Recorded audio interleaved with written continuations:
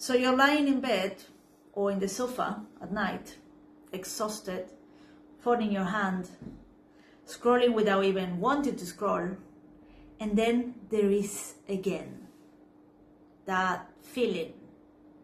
Everyone else seems fine. Everyone else seems chosen. Everyone else seems to have something you do not.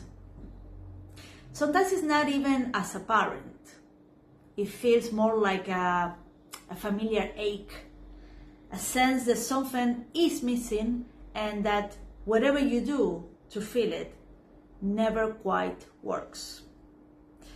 This is a kind of emptiness many people call emotional deprivation. Once it settles in, it can affect the whole way you read your life. You can start trying to fill the gap in all sorts of ways. Overdoing things, compulsive habits, food, drugs, work, distractions, consumption of things. Things that promise relief, but often leave you feeling even more empty afterwards. Maybe you know that feeling, grief for what is not there, or what was never there in the first place, a fixation on what was lost, an inability to fully see what is still standing in your life because your attention keeps getting dragged back to what is missing. And then the inner voice starts up. I'm not good enough. I'm not enough. No one really chooses me. It is not for me. I'm alone. That state can feel exhaustion, right? Like exhaustion. Nothing feels enough. Nothing satisfies for long. Your mind becomes a hard place to be.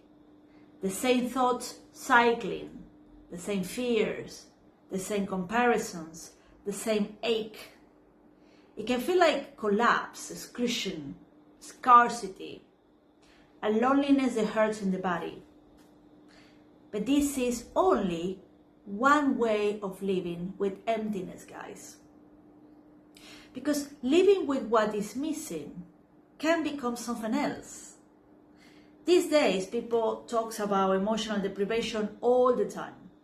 You hear it with friends, in therapy, in social media posts. People describe it as a hole inside. I don't have enough love. No one holds me. No one stays. No one chooses me. And that feeling can appear in so many places. In a relationship, in solitude as well, in grief, after a breakup, in uncertainty, even in moments that look full from the outside.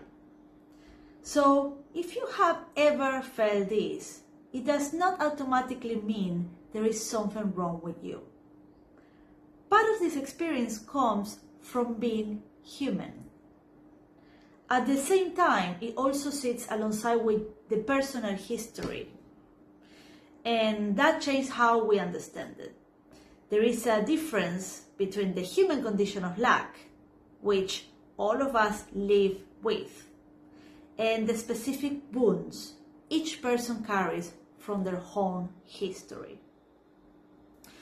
When an old wound meets a real absence in the present, silence, indifference, inconsistency, emotional distance, the emptiness can become far more painful, sometimes almost traumatic.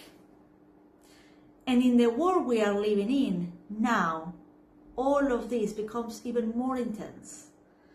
A lot of people are living without stable support systems. Family might be absent, community might be weak, and institutions often do not hold people in the ways they need. So solitude stops feeling like a retreat and starts feeling like isolation. And when there is no real support around you, the inner sense of lack does not feel psychological only. it can also feel social, existential, like too much weight carried alone. Sigmund Freud called one part of this helplessness. A baby enters the world unable to survive alone, right? A baby needs someone to feed them, to soothe them, to hold them. And even when your parents were loving, no caregiver can get it exactly right every time. There is always a gap, a delay, a mismatch between what is needed and what arrives. That gap leaves a mark, not because care failed completely, but because no human response can ever be total. Lacan, on the other way, pushes this further. He says there is no person who can complete us in a final, total way. There will always be something missing, a reminder, an emptiness that stays. And if we hear that in the wrong moment, it can sound bleak. But emptiness is not only pain. It is also what makes desire possible. If nothing were missing, there would be no longing, no search, no question, no movement towards another person, no creativity. So the problem is not simply that lack exists. The problem is the way we end up living it. Because the same emptiness that can become a source of desire can also become a source of suffering when it gets tied to old wounds and repeated patterns. And this is where repetition comes in. Freud spoke about repetition compulsion, the way we can end up reliving in new forms what hurt us earlier in life. Someone who was not really seen might keep choosing people who do not see them in the present. Someone who was not listened to might get pulled into relationships where their voice carries no weight. Someone who grew up with inconsistency might become attached to emotional unavailability and call it chemistry. And this is not because people are foolish. Often, one part of us is trying to rewrite the original story without even knowing it. This time maybe will be chosen. This time maybe they will stay. This time maybe I will finally get the love I was missing. It is a deeply human attempt, but often what happens is the opposite. The same scene repeats like a circle, and the wound gets confirmed. And then the inner voice returns even harder. You see, I knew it. I'm not good enough. And once that circle is running, the emptiness starts appearing everywhere. It can look like anxiety that never lets you settle. It can look like compulsive feeling, eating when you're not hungry, messaging too much, checking your phone again and again, working until you are exhausted, scrolling, overthinking, chasing reassurance, chasing someone who keeps moving away. It can also look like the fantasy that one day someone will arrive and make the feeling disappear. Someone who will finally complete me. And then reality breaks the fantasy because no one can actually do that. What follows can be a crush, frustration, rage, shame, pain turned back against yourself. So lack becomes a cycle. Feel, empty, hope, disappointment, repeat. And there's another part of this that often gets missed. When you are living inside that sense of deprivation, you can lose access to what is actually here. Even when there is love, you struggle to feel it. Even when there is care, it feels too small, or too late, or never quite enough. Even when someone is trying, your nervous system might still be tracking absence. And that is not ingratitude. It is what happens when what is missing takes over the frame. But there is another way to read this. Lack is not always a sentence. Sometimes it is an opening. Absence does not always destroy. Sometimes it creates space. Not a comfortable one. Usually the opposite. But still, space. And from that space, something can emerge. A thought, language, creativity, desire, a different relationship with yourself, a different way of being with other people. So this is not about getting rid of lack, because you can't. And it's not about pretending it's not there. It is about learning how to live with what is missing without letting it run the whole show. That is a different kind of work. It means recognizing lack as part of the human experience, and while also taking seriously the places where your history has made it more painful. It means stepping out of a constant fight with emptiness little by little. It means learning to say, this feeling is here and I do not have to let it make every decision. Another lens can help here. In a lot of Eastern philosophy, emptiness is not treated as mere absence. It is understood as what makes things possible. Not just a void, but openness, capacity, room for movement that shift the relationship. So maybe the task is not to cover the emptiness as quickly as possible. Maybe the task is to stay with it differently, long enough to ask, what is this feeling actually telling me? What am I trying to feel right now? What am I hoping someone else will solve for me? What grief sits underneath this urge? What fear sits underneath this panic? Because sometimes emptiness is not asking to be filled. Sometimes it's asking to be heard. And this gets even more tangled in modern life because our inner sense of lack is constantly mixed with a social message of never enough, never attractive enough, never successful enough, never healed enough, never chosen enough, never productive enough, never happy enough. When you are surrounded by images of people looking more certain, more settled, more fulfilled, your own emptiness can begin to feel like personal failure.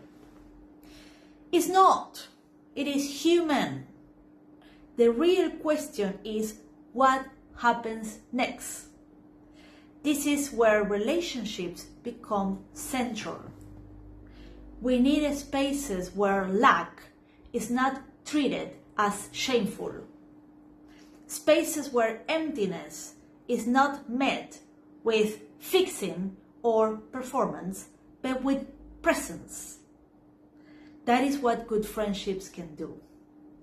Sometimes friendship cannot remove the pain, but it changes the conditions around it. Something unbearable becomes easier to carry because it's no longer carried alone.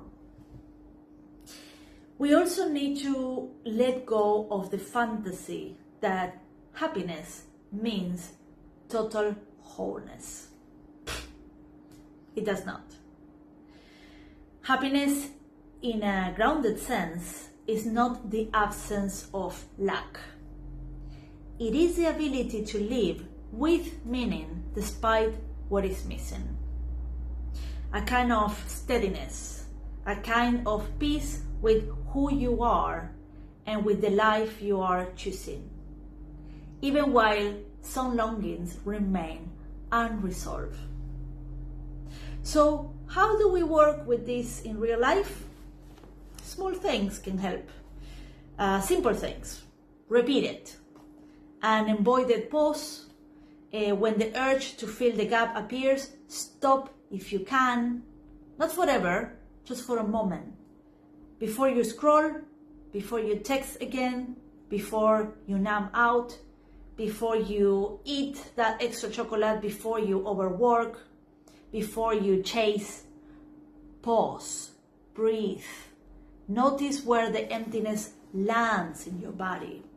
Chest, stomach, throat, tightness, relentless, heaviness, numbness. Try to name it without judging it. That creates a little distance between you and the pattern.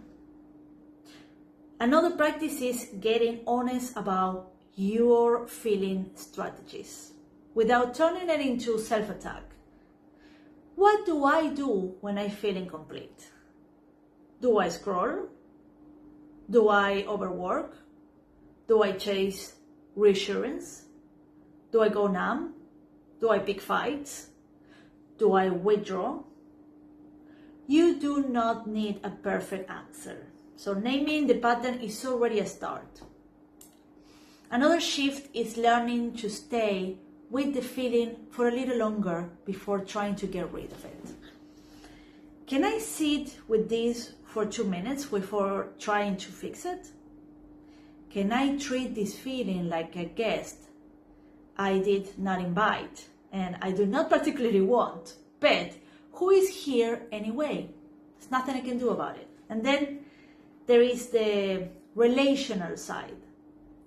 Notice which relationships make your emptiness stronger and which ones help you feel more grounded. Some relationships keep you hooked on the fantasy of completion. Others do something healthier.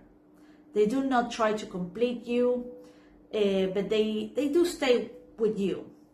They listen. They help you feel less alone inside your experience. Those relationships are worth protecting. Look for spaces where what is missing can be shared, not hidden. Look for people who bring steadiness, warmth, and honesty.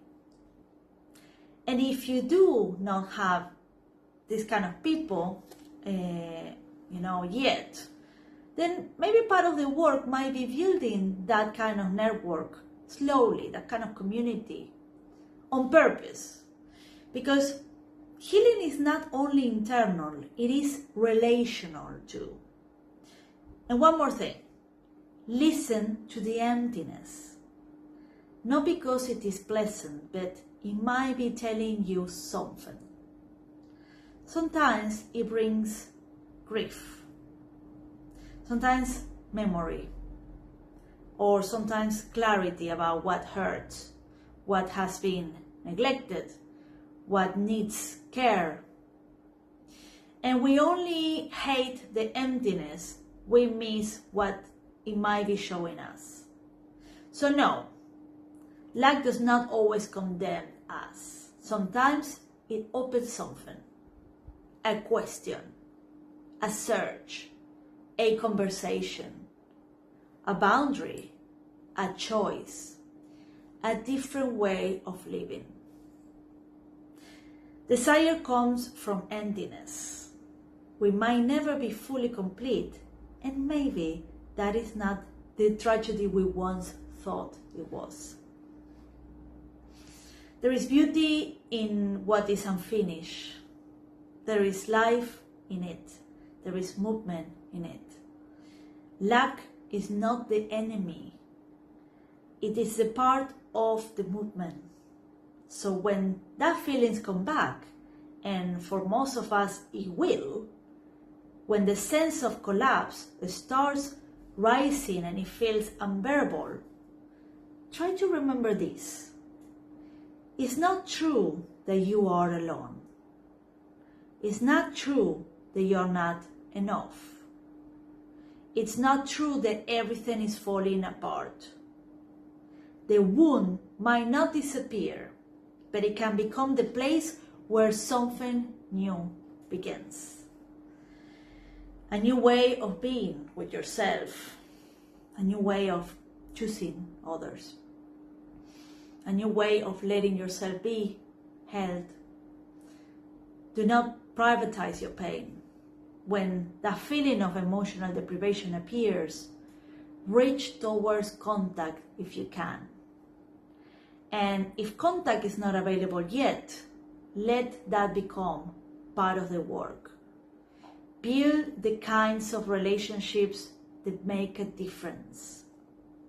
The ones that you don't feed the wound, but meet it with kindness. This world is already precarious enough, guys. Try to carry it all alone, it will make it even heavier.